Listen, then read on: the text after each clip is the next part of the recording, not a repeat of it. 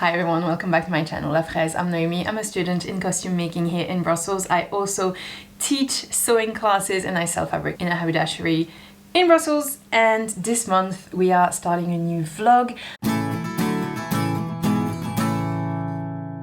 I quickly wanted to chat because I felt so self-conscious about this vlog, and in the end I think it's fine, but I kind of want to warn you, this is a tough month. This is a month where I get sick and sicker and sicker, but now it's the end of the month and you can see I'm no longer sick, so it does get better. But just so you know, we are going to dip through quite some things because I'm going to get sick. Life is going to get incredibly busy. I'm going to be sleep deprived.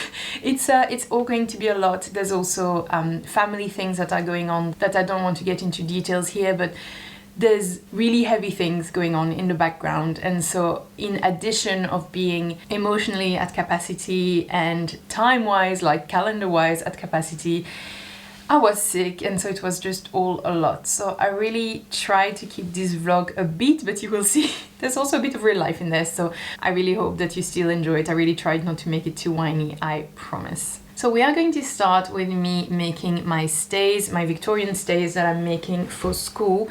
And I do explain in the vlog, but I think I'm going a bit quickly over it, so I just want to explain a little bit more. So when we work in costume, our pattern pieces do not have the seam allowance included in them. It's a bit old school. You just have your pattern piece without seam allowance. Why? Because we have specific seam allowance that we use in different places for different reasons.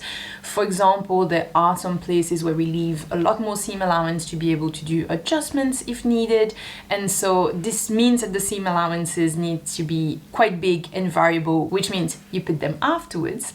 The way you know where to stitch is no longer by just knowing that your seam allowance is X, because it changes everywhere. So the way we know where to stitch is by drawing a yellow line around our pattern piece onto our calico. This way there's the cut line, and then the seam allowance is marked with a yellow line, / our sewing line is marked with a yellow line. We do the first side that is facing us with a yellow chalk, and then the back, which we can't see, we do with a carbon paper and a roly metal-y things that I always forget what it is called. And so by doing this, we have the yellow chalk on one side and the yellow carbon paper that has transferred on the other side, and so we now have marks that tell us where to stitch. I currently have my Green Closets documentary about a yarn to garment, and I just wanted to show you. So I have my pattern piece which doesn't have seam allowances, and then with this I cut a second version where I just put this onto my calico and I cut quite roughly. You kind of put 0.5 centimeter bigger all around, so this piece is a little bit bigger and this is going to be the outside. So this is the outside, this is the lining, but you'll see, sorry my washing machine's going, but the lining is not attached in a common way. You'll see that when we get to that. I'll explain now because as I'm explaining, may as well. When we combine our lining and our main fabrics, this is not a lining like in a traditional dress where your seam allowance are all enclosed. Here we are glossing them together, which means that we are maintaining it with a basting stitch, and the basting stitch is going on our seam line. So this is what is going to indicate to us when we sew where our seam line is, the basting stitch. So we are following the yellow line that we can see on the inside of a garment, but now we can also see it from both sides because the right side also has this white thread running through, showing us where to stitch. So that again means that we don't need to remember the right seam allowance. We can just stitch where the line is, so we put line against line. It's a very different way of working than commercial patterns. If I didn't make any sense explaining this, please let me know and I will try to re-explain in a future video and to make it clearer, or maybe show a demonstration or whatever.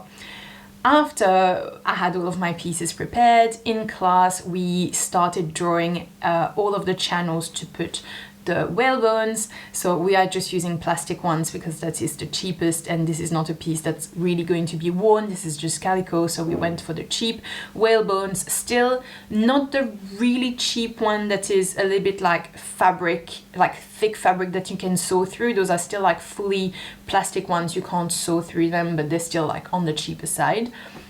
So we marked that, we put them in, we basted our whole stays together, and we did the try-on, and during the try-on we kind of saw what needed to be adjusted, because the way we built the whole thing, now I'm like going backwards, the way we building the whole thing was by having a miniature. This is how we work in costume oftentimes. Again, if you are interested, I can make a video on that. We have a tiny pattern, and then measuring on the pattern, okay, the bust line of the pattern is this much.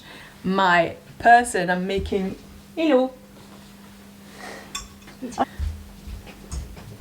the person I'm making the pattern for has this bust line, therefore I need to blow it up by X% this way, and you do the same for the length. So you look at the length of the pattern, the length of your person, and you blow it up the right amount of percent. So it's also not just 500%, for example. It's like, it's not the same width wide and high, and in height it's, oh my god, I can't say all of those words. And in height, it's, you do it, you know, some people might be more stretched and less long, and some people are more long and less stretched, for example. I hope this makes sense. Please let me know if you want something more detailed and more clear about this. I will leave it at that otherwise. But so we are working on a pattern that has just been like D-shaped and kind of like remolded. So we need to try on our person, the person we're making the stays for, and then we see how that all works and kind of do the first adjustments. So this is where we were. So where I am now, we finished the first modification. We are retranscribing the modification onto our original pattern to correct the first pattern.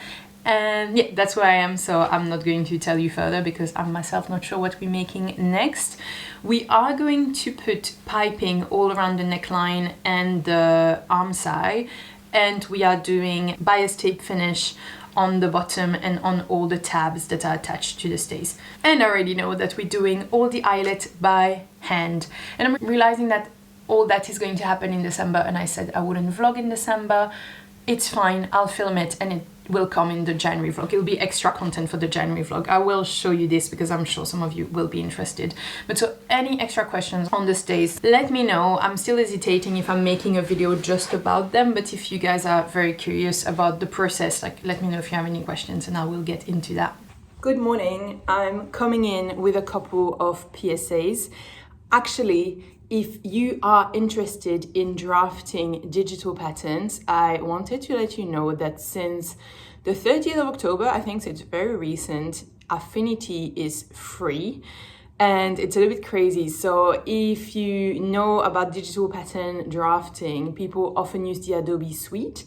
Adobe is a subscription model, and I really dislike subscriptions. You have to pay every month, and I just see the price adding up. I don't really like it. So I was more attracted to the Affinity option, which is a similar program. It doesn't have all of the functionality, but I know someone who's drafting pattern. The lovely Lisha that I had met to talk about bra, she talked to me about her pattern drafting practice, and she said she moved to Affinity. The good thing with Affinity is that it's a one-time payment and then you're done. And she said, wait for Black Friday. This is where you have a big sale on, generally 50% off, and then you buy it at Black Friday and your one payment is done. So early this week, I'm like, okay, Black Friday is gonna come up. Maybe they already have a Black Week or Cyber Week or whatever. So I go and look, and Affinity is now free. It's free. It's free since the 30th of October. And I was like, wow. So actually, what's happened is that Affinity has been bought by Canva, and Canva has other subscription models that brings them money, and so Affinity can be made free. Francesca was like, there must be a catch. Apparently the thing is that then the AI features are under a premium feature, but honestly I don't care about the AI features. So I have downloaded Affinity. I'm nowhere near ready to learn to draft my patterns online. I mean, it's just the mental space I would need to dive into this. I don't have it at the moment, but I am excited to have the program. I think it's going to help with the layout of the pages for my schoolwork, so that's already good. But so just a little PSA, if you are interested in vector softwares, Affinity is free, and I think it's great. I mean, I don't have the nuance. I don't know if It's great for the industry, it's great for creative. If there's a negative that I don't know of, I'm just happy it's free, and I hope there's nothing super negative about this. Next up, I quickly want to mention I watched the first 2 episodes of Game of Wool, which is a new show that is kind of marketed like the Great British Sewing Bee, but it's about knitting. And on my Discord, we agreed that most of us wouldn't watch any further. It's just not the same vibes. It's not the same vibes. It's too stressful. People are not talking always very nicely with each other. They always have to knit with like massive yarn. I think I would rather they make proper things, but much smaller things. Like, why knit for a couch? I think I wouldn't have minded the chunky yarn if the vibes had been right, but I didn't find the vibes good for me.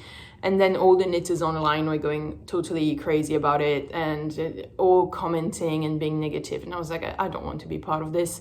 Life is too short. So on the Discord, we kind of agreed the wool game of Wool is not for us. But if you are watching and you're liking it, like, what are the parts you like about it? I'm curious if someone disagrees with this. Like, do you like Game of Wool? Okay, other PSAs. Sorry, I'm like trying to get through the list. But if you were interested in some of the leather bag kits that I have already mentioned, I have made this bag and I have made that bag. If you are interested in some of those kits, Babylon has actually a 30% discount for Black Friday. It's until the 5th of December. And you can stack my code for an extra 10% on top of the 30%. So just leaving it out there, if that's something you were interested in, or like maybe to gift to someone for Christmas, like it's a good moment to buy them.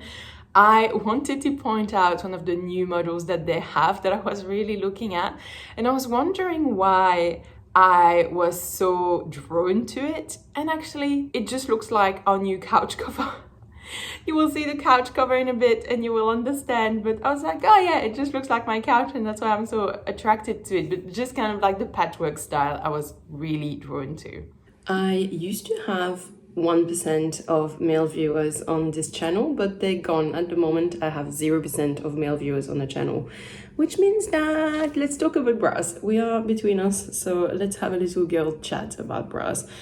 First, I have bought 3 new bras for my new job, and the reason is my old bras were cut. If I show you, my old bras were cut a little bit lower, which meant that when I was leaning down to pick up fabrics for people, my breast would often spill out and then be stuck out of the cup while I was trying to juggle the fabric and cut the fabric, and then I would need to tuck them back in discreetly without the client noticing. It was not a great situation to be in, so I invested in new bras that have a cup that comes much higher. I forgot the exact name of this shape, but yeah, the cup comes higher and comes really like around the whole breast, which means that if I lean, nothing spills out. That's great. I have a white one, I have the mauve like purple one here, and then I have this black one. For some reason, this black one, the fabric here is much stiffer, harsher, and when I wear it, I shave here, and at the end of the day, I'm all raw, and it's torture in a bra. So I just decided that I would put a little bit of fold over elastic, it's very soft, and see how I can basically do a little line of fold over elastic here. It's not going to be super pretty, but I don't want it to be pretty, I want it to be comfortable. And yeah, I'm going to look at doing that right now so that this bra can be back into rotation, because 3 bras to go to work in a week is not too many. 2 is a little bit short. It means I need to do laundry all the time to make sure I still have some. So when there's this sorts of little improvement I can do basically on the spot, you know, I'm trying not to push them back too much. I'm trying to be like, well, you do it straight away, it's done, and then your life is much nicer. I have so much fold over elastic for when I'm starting proper laundry making. Like, I have everything I need. Ta-da! Let's hope it's more comfortable from now on. Very simple, but hopefully now this is going to be much more comfortable on the skin.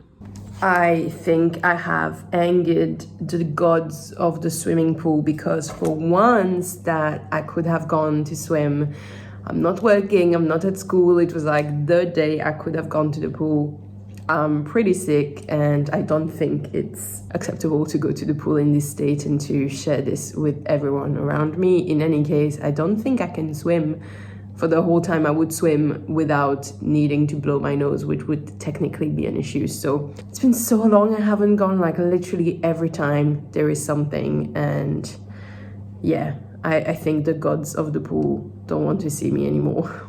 Oh guys, I'm looking and feeling rough. Have been super congested and with a disgusting cold for over a week now. I just want to start breathing again. It just makes, all of my skin super dry here. I feel like I look disgusting. It's fine. It's fine. It's just I'm working this afternoon, so I need to somehow make myself presentable. Like if I sort my hair, it'll be fine. I wanted to show you, despite feeling disgusting, one of my mates from school made me a little needle book with some of the fabric I brought back from Japan. It's the one I had brought the the little scrap pieces of fabric from Japan, and she made me this with it, and it's so cute. She knew that I was meaning to do a needle book, and I've been talking about it for weeks. For 4 weeks I've been talking about making a needle book, and I had finally, didn't tell her about this, but I had finally last week decided that I wouldn't do it. I was like, clearly it's too much on my mind, needle book's not a priority, it doesn't matter, whatever for the needle book. And so independently of me having decided that I was giving up trying to make a needle book, which is such a small project, but sometimes it doesn't matter that it's a small project, like your brain goes, no, too much, give up. And well, she didn't know that I had given up, but independently she made me one, and I was like, this is so nice. I had just given up on making one, and yeah, it's absolutely lovely. So I'm very excited, especially because if I grab my sewing box here, so my needles are living in this thing here, and this is so old, the cardboard doesn't stick to this anymore, and as you can see, they don't even fit in, the cardboard is all destroyed, and so the needles don't really fit anymore. So this can finally come out, and I can move my needles into the new needle book, and that makes me very happy. It's super cute. It was an unexpected surprise, and that was really nice. I have about 1 hour where I can still sew before I need to sort myself out, get ready to go to Kinky Boots and go to work before, I have work, teaching, and then Kinky Boots. So full on, but let me show you what I'm working on, and I'm hoping to finish within this hour. It's the dress. It's the dress that Lola is wearing when she sings for her dad. This is a very cheap wedding dress that I'm butchering, and yeah, I really hope that it's going to be smooth and that I can finish it now. This is so cool. I'm so happy. My day's made. Now I need to stop procrastinating. Does it work now? Yeah. I need to stop procrastinating and go and do this. Let's do that. And yes, I did finish the dress. I realize when I'm editing this vlog, there's all of the little missing pieces. So I will pop up here and there to kind of help you and guide you through the vlog, because otherwise I realize you are missing information. So I did finish the dress on time. I didn't get to film it because I was rushing to work, but I did get to work and then to rehearsal with the dress, and it was all fine. By the way, I am filming a video about all the Kinky Boots costumes. I thought I could put it up in December, but then I have been told everything is under embargo until the 31st of December, because that's when our last show is. So actually the video about all of the costumes is going to be further in January. Also because I'm not sure when we get the official photos, and I think it's going to be nice for you guys and for me to have the proper photos to do the video, so I can show you things properly, because I don't have nice photos of all of those costumes. So the wait is going to be maybe a bit longer than expected, and it's just not going to be straight away in January, because I'm not sure when the photos are coming. Do not worry, I have a lot to say, and I will share everything that I have made on those costumes. Do not fret, it's coming. Now let me take you to a fully different day at the fabric store. So we had all of those new poplins coming in, absolutely beautiful, and I'm not joking, I almost bought 4 of them, 3 to 4 of them. And I had a moment where I was like, life is hard, I just want to treat myself screw everything, I am buying myself all the fabrics I want. I also felt like I needed new pieces for my holidays. I have put on weight at the moment, I don't fit in many of my things, and I felt like, okay, I need things that fit, I want to be happy and buy the fabric and whatever, and I throw all of my not buying fabric goals out of the window and everything, and I was this close to buying many of them. And then I thought of my accountability buddy. I think of her as Rara because that's the name I have on YouTube, but I'm not sure what your name is. Maybe you're a Rachel. I kind of see you as a Rachel. You can let me know if you want to let me know. Otherwise, you'll stay Rara/Rachel for me, just so you know. It'd be funny if you actually are Rachel. But so Rara is my accountability buddy here on the channel to check that I do not overbuy fabric. And I already know that last month, okay, lots of the fabrics from last month were justified different. Like, I still stand by if it's for a project that I need, like I'm buying those. But I knew that the poplins were not for a project. I was creating projects to justify the fabric. And I was like, this is exactly precisely what I did not want to do. Having a project in mind and needing to buy fabric from it, that's fine. The one fabric a month I want to buy is my guilty fabric. But to be honest, if I talk a bit honestly with myself, I know that last month I had the Chanel looking fabric, which I'm making for someone else, but it's really because I wanted it and because I saw the fabric and I created a project for it. And I had the embroidery kit, which was also definitely an extra and definitely a life is hard, let's treat yourself type of moment. And so I thought I kind of already had two things last month. So I decided not to buy anything this month. So really, if you are trying to shop less or whatever, having an accountability buddy really works, because I was so close to buying new fabrics and then I thought of her and I was like, gosh, she's going to be so disappointed in me. And thinking, I mean, I know there's the whole community here, but thinking of one person that's kind of like looking at you like, really, do you need all of those fabrics? It helped. So I didn't buy the fabric. Instead, I'm showing them to you right now. Hi, we have some new poplins in and I want to quickly show them to you. So let's do this now. I came in a bit earlier to show you these. I will keep my favorite flowers. I like them all. How do I choose? Okay, this really, oh my God, it's exactly my color. A purpley and blue, and the blue is kind of teal. That's exactly the type of things I like to wear. These are not my boobs, these are my hands. Sorry, it looks a bit weird. It's exactly the type of fabrics I love, so I'm showing them to you as a way to resist buying them for myself. I'm trying to be good. I'll just leave them there, put them away just afterwards. I'll leave them here and put them away afterwards because I'm trying to show them all to you quickly. In the same style, we have those little flowers. So those are a little bit, I don't know, it's like the blue is a little bit less vibrant, so it's all together, it feels a little bit less colorful. Let me show them to you. As you can see side by side. I feel like the bottom one is maybe a little bit less childish, but I do like the pink one a lot. Okay, then there is, oh my God, anything that looks watercolor-like, I love, and you will see that in the next one as well. This one, the only thing I have is that because the flowers are big, and I did like work on making my own designs, and I can totally understand because I've worked on this and I know it's really hard, but I find that because there's the big flowers, you can kind of see the repeat of the, it's not even that you can see the repeat of the motif, but I don't know, I feel like there's a regularity in the flowers that doesn't work from far away as a full outfit. When from up close, I really, really love the motif. It's so pretty. The watercolor effect on this is absolute chef's kiss.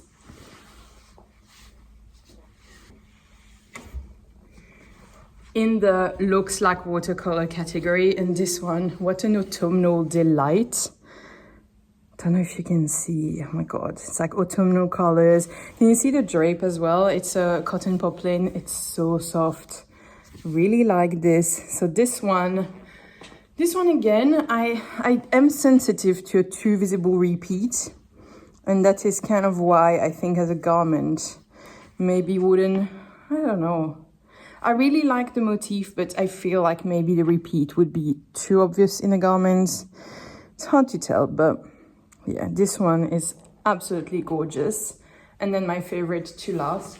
Originally, I thought that the purpley one was my favorite, but I have since changed my mind for this. Can you see this and how gorgeous this is? First, I feel like the repeat is a little bit more blended. And then I just love the touch of green. It's a very cool green, so I do like a bluey green, as we know. And yeah, I mean, I just think it's such a gorgeous... It's mostly pink, but with a bit of red in it. And I really like this one. So these are all the poplins that are speaking to me at the moment, that I'm trying very hard not to buy. But I thought showing them to you will scratch the itch of touching them and spending time with them. Which one is your favorite? Yeah, I didn't say, but I know some of you ask. They're all 100% cotton and they're 110 grams per meter square. So they're all fairly lightweight. In position to film, but I always find it funny to show you the behind the scenes. I have Milo, who came to snuggle next to me because that's always what I do when I set up to film. And there is my tea on the right and my tripod on the left. I'm pretty curious what this vlog is going to be like. I feel like I haven't vlogged or filmed this month at all. I am wondering if I'm going to film a bit during the Kinky Boots show week. I'm not sure. I can't really picture how I'm going to make this all work, but it's just a lot. This month is a lot. I expected it would be. It's not like I'm surprised, but I have to say, pretty tired. It's getting pretty intense. I really start to be looking forward to the end of this busy period and to be able to regain a bit of life because I'm tired to the extreme. This is starting to be a lot. How many times can I say the same thing? This is how deeply I think it. Exciting news. The cover for our couch has arrived, isn't it? Super cute. This, basically, I saw this at a friend's house and I was like, I absolutely love this. And I tried to find something on Etsy. I tried to find a version that would align with my values in terms of making, in terms of material and making and everything. But in the end, I got the same one as her because I didn't find one that I was finding prettier than this.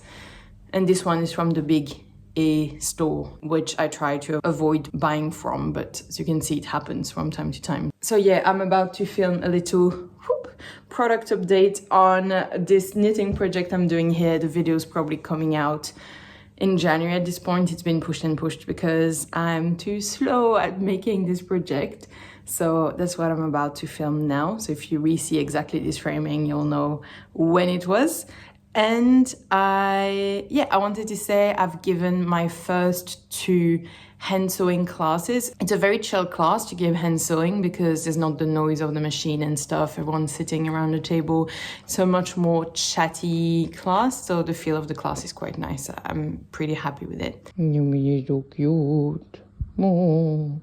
I have decided there won't be a vlog in December as well because it's not going to be super feasible, so I'm just dropping that one. And then, as you might already know if you have watched my video about everything I've made this month, but I've done a little sashiko stitch borrow repair on jeans that I had bought, and I really hesitated to make those because I want to follow a class on borrow and sashiko specifically and get better at it, and I didn't want to make the jeans not perfect, but at some point, if you need the pants and you need them mended, I thought let's just do it. It was really nice to be able to do a project without the stress of having to make it perfect. I just freestyled it and it's fine, it worked. And so this is me drawing kind of like, okay, some stuff you can see I'm doing it with my set square and I'm trying to make things properly, but there's also a lot of freestyle that went into it, and it was definitely not the best way or the proper way, and I'll try to do that in the future, but those ones were just for happiness, and that's okay too. Hello, it's Noémie from last week's video for you, and I wanted to quickly chat. I feel like this vlog is being so negative. I feel like all I'm doing is complaining about how busy I am, and I wanted to balance out the complaining and say how I'm really enjoying being in a musical. I just can't hide that it is a lot. It is a lot of mental load. It's a lot of keeping track of everyone. There's so many moving parts. There's so many costumes. But I am very happy to be in it. Yesterday I was doing so it was the last dress rehearsal. We had 2, and I was in the audience with just a couple of people. It was almost no one in the audience, but I was in the audience because I needed to see the show one last time. Afterwards I'll be in the wings because I'm actually helping some people in their quick changes. I was watching, and I was just so emotional seeing them and seeing them do so well, and seeing the final number, which is so joyful, and seeing all the work that went into this, and it's really coming together, and I'm really, really happy to be part of this. It's such beautiful people that are working on this, so it's a pure joy. The tiredness is intense for everyone as well. I mean, the actors, the dancers and everything. It's also a lot for them because most of them have full-time job next to this, so it's just a lot. So I just want to balance out. If I'm being too negative, it's tiring, and I feel like it's also normal for me to say I don't feel like it's really me to just sugarcoat everything and not to tell you it as it is. But I don't want it to be all doom and gloom, so it's busy, but it's also a beautiful project to be on. What's hard is combining it all and doing everything. I have decided that for the first show tomorrow, I'm actually skipping school. I was considering going to class and then leaving class early to be there for the first show, but I feel like it's way too stressful, and it doesn't really make sense to do all the commuting to go to school to then leave early. So I'm skipping school to be able to be there for the first show and to be able to do the last few things that need to be done. Sadly, we are going to arrive there and we still have to hem some stuff, and yeah, it's not all done, but it's getting there. First show's tomorrow, then we have our first full weekend, and then next weekend, so for you it's going to be the weekend that's just passed. It's actually Kinky Boots is over when you are seeing this. It's actually also on within the festive season, so between Christmas and New Year's, but actually I will be abroad, so I'm not there during those shows, so someone else will be doing the quick changes for this period, which is kind of sad because I won't be there for the last show, which I'm sure would have been a super nice moment, but I mean, I'm not there, so I can't make that happen. So just wanted to do the quick check-in that it's still fine, it's still nice. As you are seeing me now, tonight I'm giving hand sewing class. I'm going to stop now because Milo's getting grumpy at... Who are we getting grumpy at? Who's in our street? Tell me. Absolutely no one. Oh my god. Oh no. How is absolutely no one daring to be in our street? Yeah, that's shocking. Hi, it's Monday morning. This was the first Kinky Boots weekend. There's too much to unpack here. I don't know, I still need to straighten out all my feelings. There's so much to say, there's so much work, there's so much tiredness, and there's so much amazing show vibes. I mean, it was a really nice weekend, like weekend full of love and glitters, but I'll talk about it in a future video dedicated for it because it's too much to just talk about it here. What I want to talk about is the truly important stuff, which is this chocolate.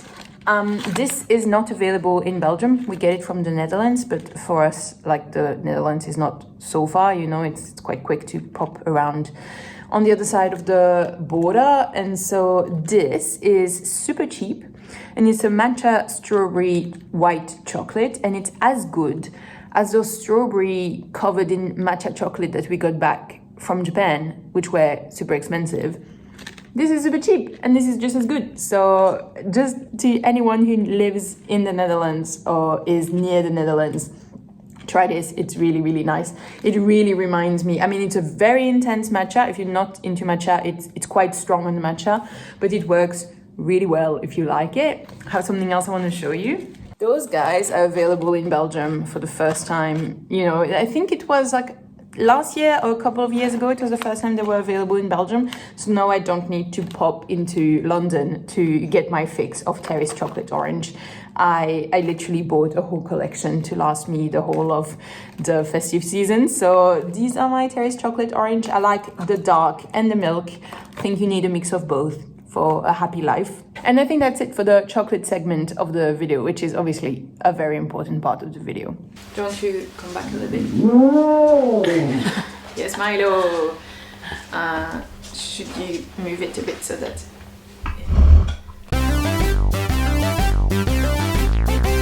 Hi, Fran. Hi. You have a favorite you want to share with us this month? Something subtle that you might be wearing? You mean the shirt I made for you? Yeah, this shirt. You've already seen the shirt though. No, I crocheted a jumper. That's my one favorite from this month. No, two favorites. I have two favorites. Already? Yeah, they're linked. Okay. I crocheted a jumper. This is sweater number 47 by Daisy and Peace. I bought the pattern on Etsy. You will and give I me can the link so I can put it in the description. Yeah. I can highly recommend. It was easy to make. It looks really nice and like knitted. Everyone has said like, wow, it doesn't look like it's crochet, and I agree. I just made the neckline a little bit wide. I think next time I would do a bit fewer rows there so that it's a bit less wide. Is the But I like neckline it as following the pattern? Well, the neckline, like you construct it and then you do the neck band thing and sew that on, and that's how it kind of brings it in. But she just says make it so that it's the same length as the outside, so you can kind of adapt it to a bit bigger and smaller, and I made it a bit on the bigger side I think. Okay. But I'm really happy with it, and this is what I'll be wearing all winter because it matches every single item of clothing except for a skirt that is exactly the same color, which might be a bit matchy. It would be too matchy. Yeah. But it matches everything. But it complements everything else I have. I mean, with this is shirt, works really well. a key color in my wardrobe. So. And how long did it take you to crochet the whole thing? Well, that leads me into my second favorite for the month. I guess about 25 hours or something, because I mostly crocheted this during watching my second favorite in the month, which is Critical Role, which was introduced to me by a colleague at work who also likes D&D and who has been watching it for years. And those of you who play D&D probably already know of it, but if you don't, then I have started really liking it. And they're basically a YouTube channel where they do D&D and other tabletop games, and they have different campaigns, and they just started their 4th campaign that is super epic because it's like different, there's lots of people and they like switch in and out, and there's multiple storylines that overlap, and the issue is that it's like between 4 and 5 hours a week. So like it's one episode, but it's like a 4 to 5 hour episode, but perfect crochet time. So, or walking the dog. Or how long did you covered in dog hair? This really picks up some Milo. So be like not in hours, but in how many weeks? Did it take weeks? Yeah, I mean it took me about a month to crochet. Okay. But in that time, like I also had to catch up because I was like up to week 3 of the campaign, whatever. But so I guess like 5 episodes. Yeah, no, I was mostly wondering. No, I was wondering in like layman's. Yeah, about a month. Yeah, okay. About a month. A month of crochet. That's really impressive because I don't think I can knit a jumper in a month. Well, you've been away a lot, so I've had a lot of lonely evenings with Critical Role and my crochet hook, and Milo. So okay. Yeah. Well, so if I want you to crochet me something, I need to disappear again. And yeah, exactly. Give you a bit of time. Yep. There you are. Cool. And I made it, for those who might be interested in following pattern, it has balloon sleeves normally, but I just made the sleeves slightly narrower because I don't want like really balloon sleeves. It's not super my style. And I also cropped it because I was looking for a jumper to go over my dresses, and I don't really have one, and so that way it's short enough that it doesn't look like weird and swampy when you're wearing a dress. Yeah, and you blocked it after doing the end part before attaching the sleeves to see how it was, right? Yeah, but in the end, this wool didn't change shape, and also the sleeves were it's exactly the right size for me, so that's nice. Awesome. Yeah. Are you going to try something else from that pattern designer? Maybe. They all have very good reviews, so if you are looking for any sort of crochet, and I think she also does knit patterns, that is a really nice Etsy store, so awesome. They have lots of stuff on there, so not AI generated. Validated by you. Validated. Anything else you want to share? Nope. Thank you so much. Thanks. See you not next month. We don't have a vlog next month. Oh. See you in January if you have anything to share. See you in January. I am interrupting regular programming because we just got so many embroidery kits in the store and I want to quickly show some of them to you. I got so excited. They are so cute. Let me find my favorites to show you. So already I really like those ones here with the trees. The texture on this one is really nice and it looks fairly simple and fairly mindless to embroider. I love, oh my god, they're all so cute. Let me open a few to show you. I really like a good mushroom. Mushrooms are always a good idea. Look at this little girl. She's so cute. And then we have the embroidery kit, which I really like. Oh my god, I want them all. I want them all for my Christmas holidays. I already have one, as you know, so I can't buy another 6. The little house, the flower. I really like all the flowers. And okay, this. I know I'm not a cat lady, so I don't have the right to like this, but look at this. This is so nice. I really like the colors. I really like the yellow, the blue, and the mustard. The texture again looks very nice. Oh, it looks like it would be fairly quick to make as well. And then again, straight away, I'm really drawn by the texture on this one. And then the one here, the blue ones, I like all of those, especially this lady here with the Dutch braid. Looks very nice. The textured flowers, yes.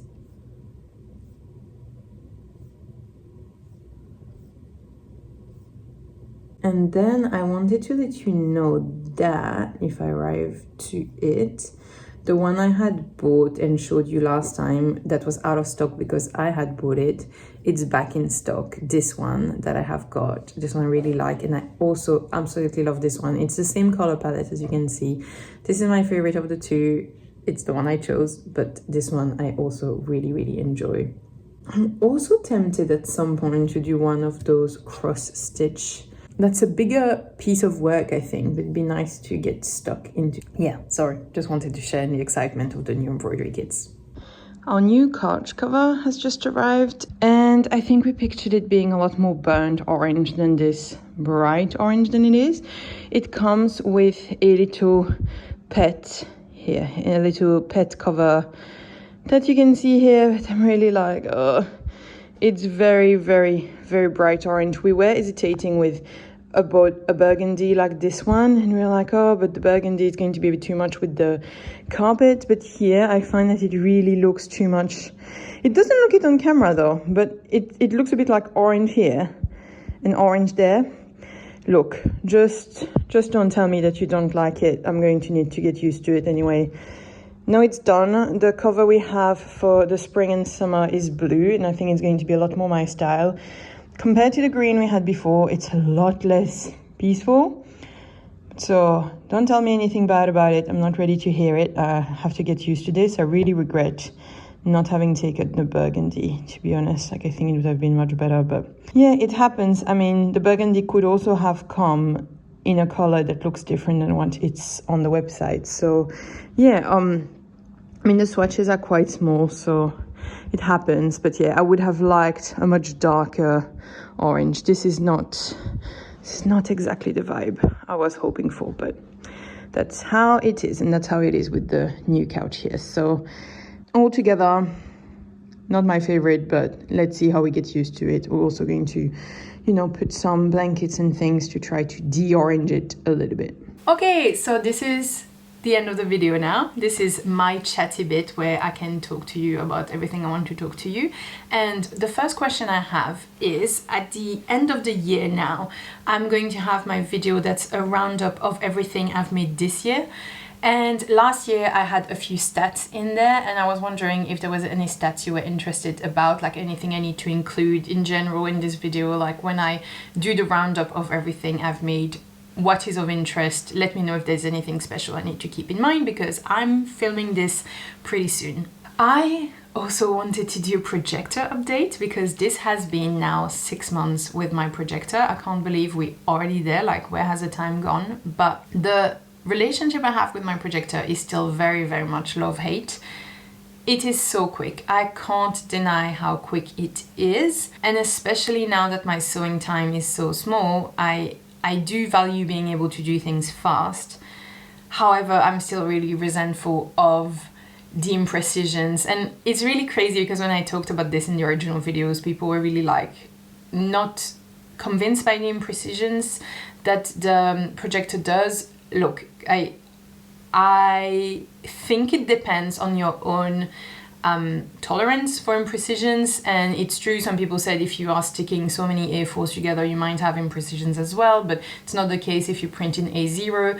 I don't want to get into a whole debate. I just find that for myself, compared to the work I do at school or when I do at home when I'm trying to do my best work, like I can see it's not the same level of precision to be with the projector, even though I did get much better by doing a lot of it. I still have a lot of resentment about it not being the cutting phase I like, that it's noisy. All of the things I said 6 months ago, I still think like it's too noisy, it's too bright. I love cutting my projects, and so this ruins the cutting phase for me.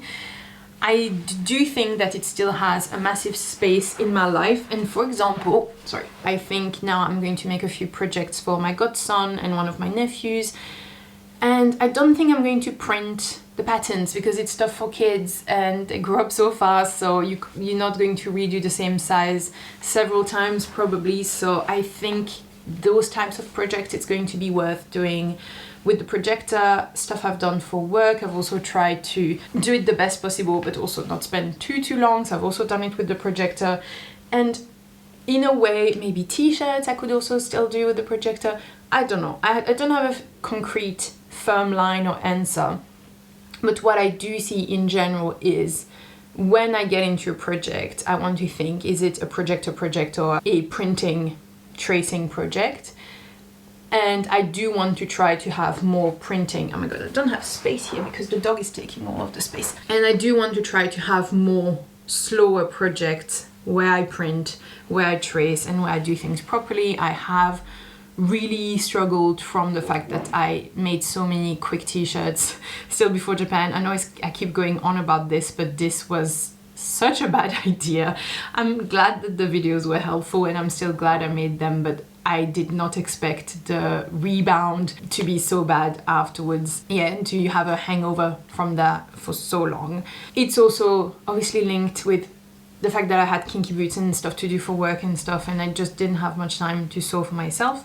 But so, in short, projector, yes, I will still use it. I think it still has a role in my sewing life, but I am going to try to use it as little as possible because I know that it dampens my enjoyment of sewing. And right now, protecting my enjoyment of sewing is even more important than it ever was, because I saw myself going this close to losing all joy of sewing. That is my review. Let me see if I have any other notes. Yes, I do. Okay, so I wrote, I have the goal to sew slower, but it's so tempting to go fast. Like the temptation to go fast is immense, because now I'm saying like I want to sew slower and better, blah, blah, blah. But when I'll be in front of those projects, will I be able to keep that strength and accept to go slow? I'm not sure, because it depends how busy you are or not busy you are, you see what I mean? I did write that I bought a bigger cutting mat, and that was an absolute game changer. So I do want to note that, because having a bigger cutting mat and being able to cut things without having to move my mat was really helpful, and it has made my projector life a lot better. I want to recommend a podcast to you guys, and it's a podcast that someone mentioned in my Discord, and I'm very grateful for this person for mentioning it. So it's the Yarn Library, the Yarn Library podcast, and I specifically liked and really resonated with the second episode, which was about should patterns be free. And they talked, amongst other things, about, so this is about knitting, but obviously for me, I did the link with sewing. I also knit, and I also have those questions about knittings, but here I was really thinking about sewing, because I have been thinking a lot recently about, should I buy a pattern? Should I buy a pattern and do the pattern? or should I self-draft? And I do want to practice self-drafting. I do want to practice my pattern making skills, but at the same time, it takes longer. Oh gosh, we're coming back to a theme here. It takes longer, time is limited. If you want to have the results, it's easier to have a pattern, follow the patterns. I'm also very lucky that I do fall into easy sizes within patterns. I don't have a million modifications to make. And I was really thinking, do I want to keep buying pattern, doing the pattern, and that's it and I'm happy? Do I want to push myself and draft my own patterns, but then it means that it takes more time? I'm wondering if it's going to again take the enjoyment out of it a little bit because it drags the projects on for so much longer. It means I can produce less, which is fine in my previous life when I was sewing so much, but maybe less fine now that I have less time. Oh gosh, so many questions, so many points. I also think that sometimes buying a pattern allows you to learn from the techniques from that pattern. And so I really struggle at the moment with the question to buy or to draft. And it's something they also talk about in the podcast because they're mentioning the Sophie scarf, which is a really well-known pattern. It's a quite simple scarf, like small scarf that is really, really popular in the knitting community. And the host, one of the hosts was saying like, yes, I could figure it out, but it's also nice to buy the pattern and just being able to follow it and not have to figure it out. Is knitting your hobby? Is sewing your hobby? And maybe if it's your hobby, you don't want to spend time figuring it out and you just want to have someone telling you what to do. So that's something I'm very curious if you have opinions about. I know that some of you are more drafters than pattern followers. I think most of you follow patterns. I don't know. If you can do both, how do you decide when you draft and when you buy? Because I'm at a really tricky situation where I could draft most things, so why buy anymore? But at the same time, like, I don't want to draft everything. Tough. I have answers for none of those questions. I just have more questions, but I wanted to share them with you. That's it for me this week. Thank you so much for watching this video until the end. It means a ton. I hope you liked it. Tell me what you've made this month. If you've created anything that you are particularly proud of, let me know. I will see you in the next one. And don't forget that you can make anything. Bye. Avoid the dog.